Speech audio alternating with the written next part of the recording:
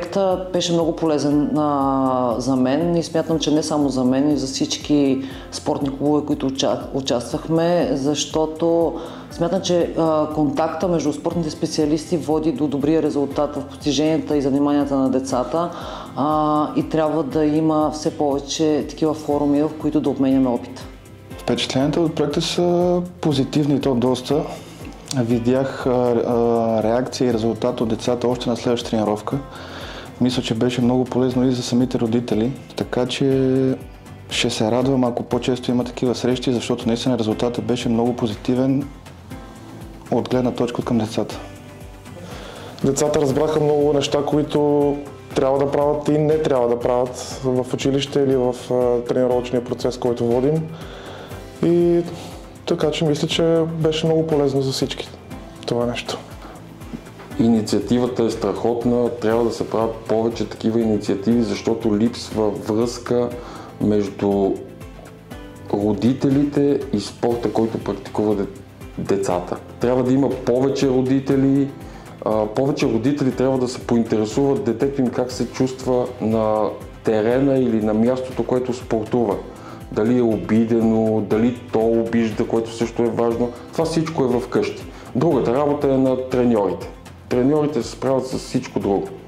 Смятам, че инициативата помогна за по-доброто разбиране и равенство в спорта, защото се засегнаха много теми и много проблеми, които не се обсъждат на широко, а е много ключово в наше време и да, беше много полезно.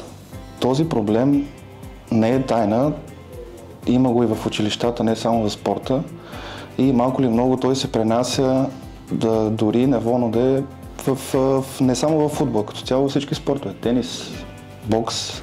Така че се надявам да продължаваме в същия дух и децата да се справят с този проблем много по-навреме и много по-бързо.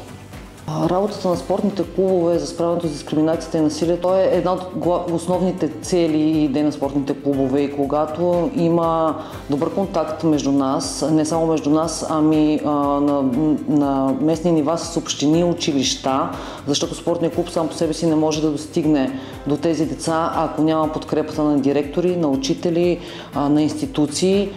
Това няма как да се случи и благодарение на осъществяването на тези проекти и срещите в тях ние намираме общи каузи и начин на работа и да стигнем до проблема. Спортните клубове могат по-лесно да се справят с дискриминацията чрез обединение. Като има обединение и се говори повече на децата по начина, който трябва да се държат един друг. Да няма ругатни, да няма обиди, да се уважават както на терена или на тепиха, в зависимост от спорта, който практикуват, така и извън него. Да има обединение в спортните клубове като цяло, да се говори по тази тема и с времето да се чистят тези неща и да ги свеждаме до минимум. Насилието и лошите страни на спорта като цяло да се изчистват. Според мен трябва повече родители да реагират на такива ситуации, защото това е ежедневие в абсолютно всички спортове, в абсолютно всички спортни клубове.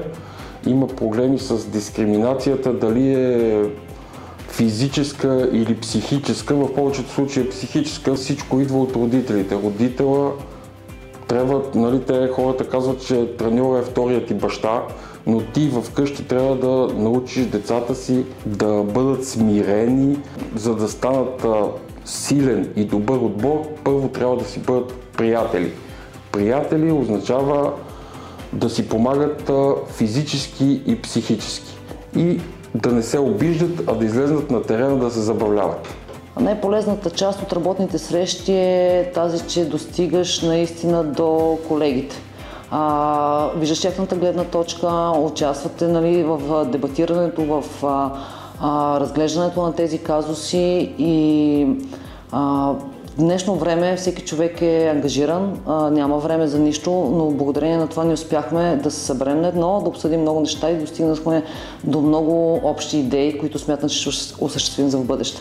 Ми направи впечатление фондацията Дейвид Бекъм, която е направила специално за повода, който вие ни събрахте всички родители и деца. Това най-много ми направи впечатление, че такава личност се опитва